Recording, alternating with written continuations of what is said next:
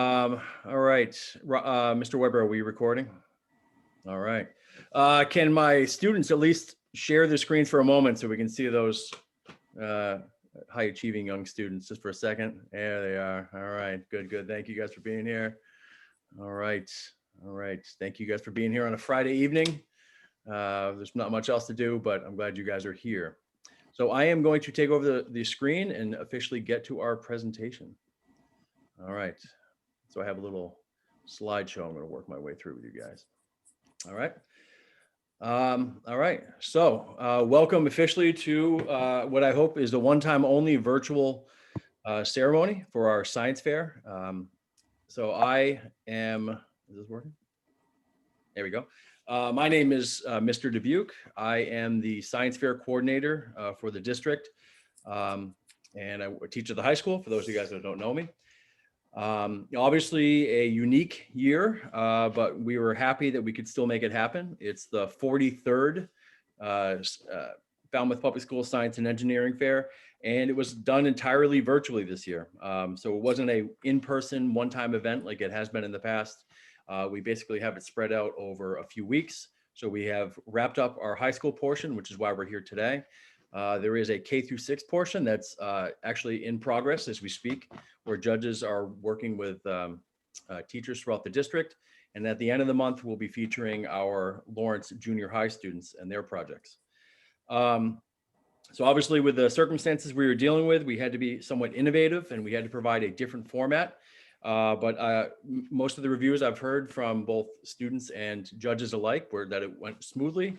In fact, many of the judges were hoping we can create some sort of a hybrid system in the future where they can preview the students' projects like they were able to this year before they actually meet them face to face. But when all said and done, I do hope that we can actually return to something normal next year where we can all be together in one place and celebrate all the amazing work done by our students and our teachers and other people in the district and the town we live in and all the amazing things that are happening in this town as well. So this, the project we had this year, it was a modest number. Many students found it difficult to complete a project given the circumstances we were dealing with, but that doesn't take away whatsoever at all from the students who actually did the projects that we're rewarding and recognizing tonight. I heard nothing but positive feedback from the judges, how impressed they were with their poise, their understanding of the science and the research that they were exploring, and their ability to answer questions, their drive, their understanding of the scientific method and the engineering design process. Regardless of the circumstances, it's absolutely incredible what our students were able to do, if not even more incredible given the circumstances they were dealing with. They couldn't be mentored formally as they had in the past.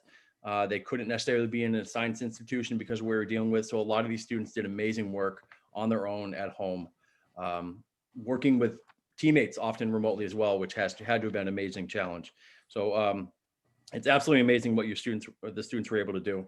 I do want to recognize some people. I do want to thank our administration for multiple reasons for providing us the resources. We're allowed to run a relatively smoothly virtual science fair.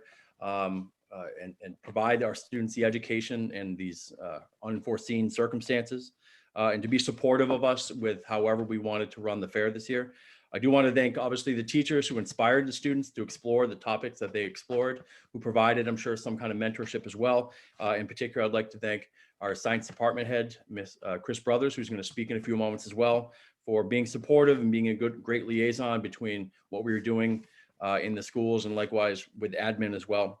I do want to thank the students' families because they were supportive along the way. I'm sure, there's a lot of things we had to deal with, but I'm sure the families were supportive of the students, encouraging of them, and maybe even providing some help and resources along the way as well. I want to thank our judges.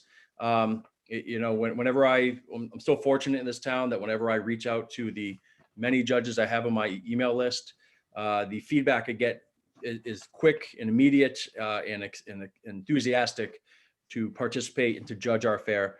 Our judges, they provide incredible feedback for our students. They provide a great insight that maybe a lot of students in other fairs don't get. And their enthusiasm to work with our younger students is just absolutely amazing and appreciated. And then most importantly, I want to thank our students for following through. You had every excuse in the world this year not to do a project, but you did one nonetheless, and you did an amazing project. So you make me proud, you make us proud. And I just want to commend you for what you did this year. So congratulations, even before we get to the awards, congratulations for what you did. I just want to allow my department head very quickly to speak as well. Okay, Corey. So I just want to say thank you to Mr. Dubuque for running. Oh, There you here I go. am. Just say thank you to Mr. Dubuque for running this science fair. Um, he always, at the beginning of the fair, thanks everybody who was involved, and he never thanks himself. So that's always my role, to say thank you to him. And especially this year, because I'm pretty sure, Mr. Dubuque, that you took over the science fair in 2009. So I I think think it's it's been 12 or 13 years now that you've been running the science fair. a while. Right, a long time. And the other thing Mr. Dubuque usually says, that I don't think he said tonight, was he always remembers how many years we've been running the science fair because it's his same age. So if we look at the total number of years that Mr. Dubuque's been running the science fair, it's maybe 30% of your life. So yeah, somebody at home can figure out the math on that. So thank you for all your efforts, especially this year. Unusual circumstances, to say the least. And unfortunately, I have to say this is the last year that Mr. Dubuque will be running the science fair. Um, so if anybody's interested in taking on the role or helping us out in some way, we definitely appreciate all he's done over the last 12 to 13 years. So thank you, Mr. Dubuque. Well, thank you. Thank you. Happy to do it. All right. So sorry, I know this is not the smoothest thing in the world, but here we are. Okay. All right. Thank you. Thank you, Ms. Brothers. And again, thank you for all your support in making the fair happen this year. So without further ado, let's get to why we're here. So I think this is actually going to go pretty smoothly, because in the past, we'd have to wait for minutes for students to move from their seats up to the stage, and that's not going to happen this year. So maybe on your own, off in the distant virtual world, you're applauding each other, as I hope you are. So we have different place awards. I'd like to first recognize our third place awards. We have a handful of them. Our first third place award goes to Roman Littman for his project, How Do Different Video Games Affect Reaction Time? All right, I would normally pause and wait for Roman to come up on stage, but we don't have to do that this year. Our next third place award goes to Bronwyn Morris and Zach Morris for their project, Trigonometry and Blood Spatters. And our next third place award goes to the team of Madison Mahoney and Alexis Reedy for their project, Shapes of the Mind. So congratulations to all of our third place award winners. And I'd like to now recognize our second place award winners. And the first second place award winner goes to the team of Ben Holmand and Christian Ryan for their project, The Effectiveness of Masks. And our next second place award goes to the team of Axel Jensen and Gunnar Jensen for their project, Pondering Precipitate of Ponds and Puddles. And our last second place award goes to the team, to Cora Zuwalik for her project, Sourdough Starters. So congratulations to our second place award winners for their amazing work as well. And now I would like to recognize our first place award winners. Our first place award winner is the team of Deirdre DiNicola and Kyler Waggett for their project, The Rapid Spread of COVID-19. Our next first place award goes to the team of Sam DePasquale and Sam Warner for their project, The Effect of Nutrient Supplementation on the Yield of Oil Produced by Algae. And our last first place award goes to Georgia Lavery Van Paris for her project, Analysis of the Demographic Factors Behind the Coronavirus Pandemic on Cape Cod. So congratulations to our first, second, and third place award winners. And we now have prizes that we get to reward our students for their amazing work. And I would like to take this chance to recognize our generous donors.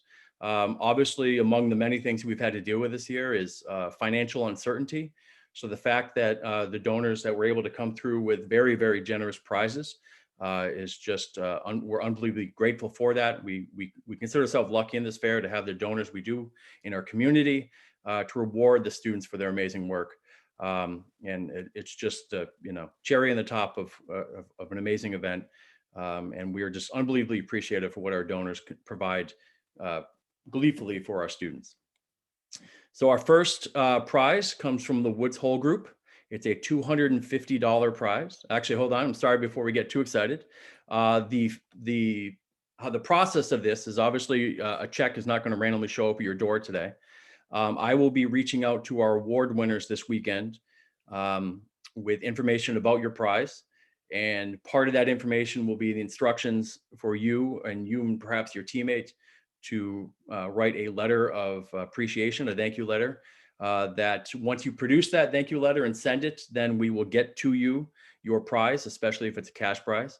And then all the first, second, and third place award winners, I also do have plaques that you've earned, and we'd like to recognize your hard work with a physical, trophy of sorts.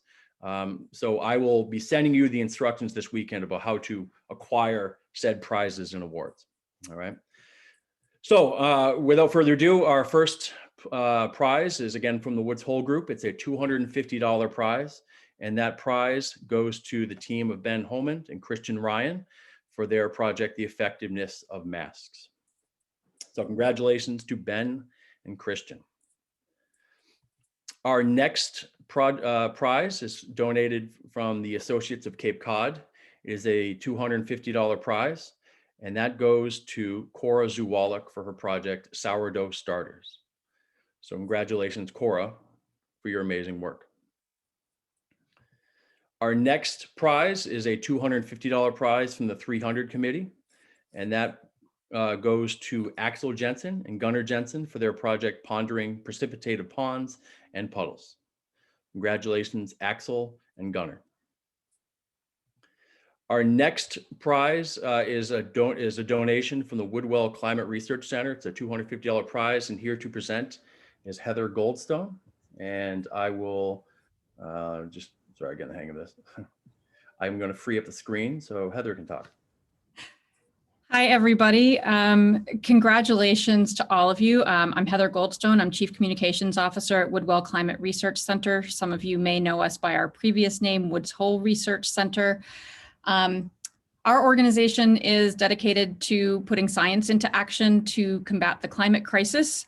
And we've obviously seen over the past year the power of science and engineering to help society confront really overwhelming challenges in the form of the COVID-19 pandemic. And you guys are the next generation of scientists to help us do that. The Woodwell Climate Research Center has been a supporter of the Falmouth Public Schools for years. I personally have been a judge for years, and I never cease to be maybe I shouldn't say amazed because it happens every year, but certainly wildly impressed with what Falmouth students are able to do in their science fair projects in terms of asking really hard questions and finding answers that really do apply to real world problems. And I think that's true of this year's award winners, with the added, as Mr. Dubuque has already noted, the added challenge this year of the pandemic thrown on top.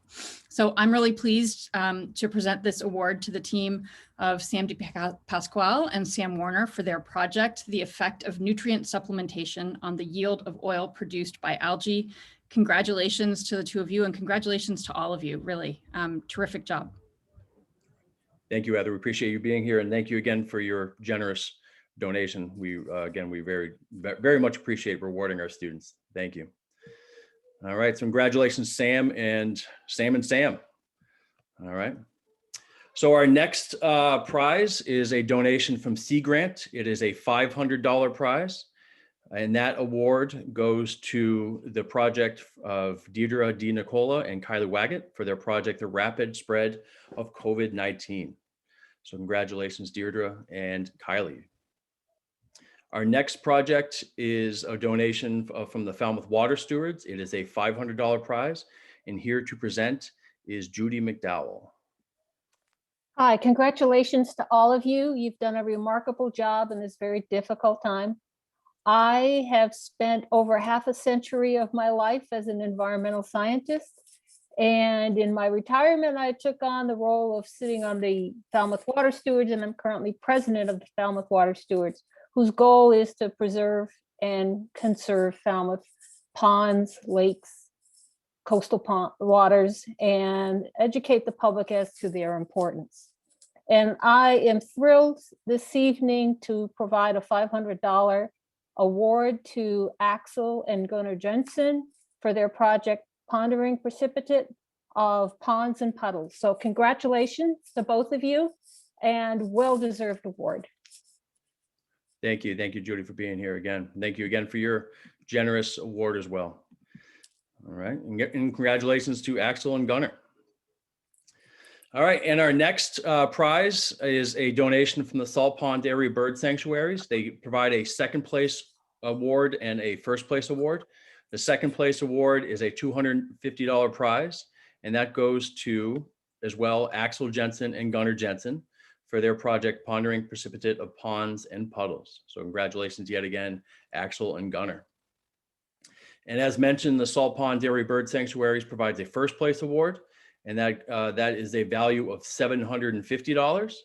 And that prize goes to Sam DePasquale and Sam Warner for their project, The Effect of Nutrient Supplementation on the Yield of Oil Produced by Algae.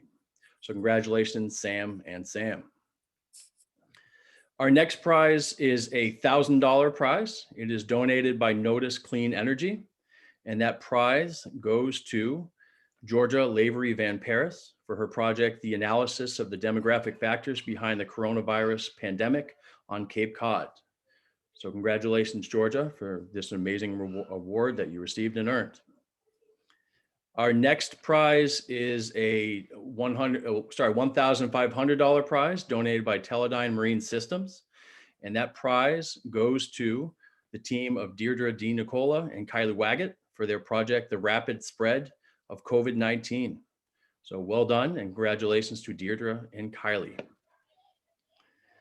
Our next prize is actually a scholarship that the winner would use at their future college or university. It is a donation from the Marine Biological Institute, and here to present is MBL Director of Education, Linda Hyman. So if I may just free up the screen. All right. Well, thank you very much. And I am absolutely delighted to be here. And the MBL is delighted to have been a longtime sponsor of this award. This scholarship is actually named after Dr. Arnold Clark, who was a longtime scientist at the MBL, but he had a particular interest in teaching non-scientists.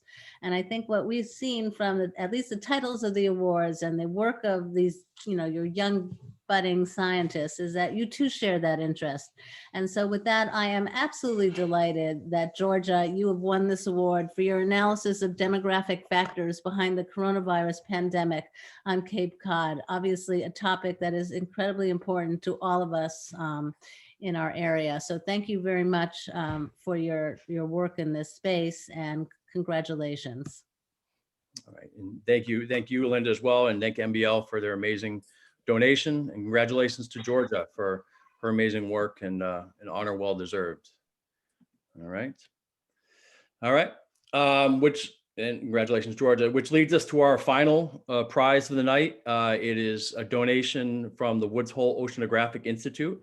It's a $3,000 scholarship to the winner's future college or university. And for all intents and purposes, we reward this to the highest scoring project of our science fair. And the winner of the scholarship this year is the team of Deirdre D. Nicola and Kylie Waggett for their project, The Rapid Spread of COVID-19. So congratulations, Deirdre, Kylie, congratulations to all of our students for their amazing work. Regardless of the outcome, like I said, I'm unbelievably impressed with what you were able to accomplish. So I will be reaching out to all of our prize winners with instructions about how to receive your reward, if you will. But again, if we were in person, I would ask for one last round of applause for our students and for our prize winners, but we're not. So congratulations, guys. Impressed nonetheless, and keep up the great work. Everybody, please stay safe and stay well, and hopefully next year, the circumstances will be something more normal and celebratory and amazing like it was in the good old days, right? All right, thank you guys for attending, and have yourself a wonderful night and a wonderful weekend.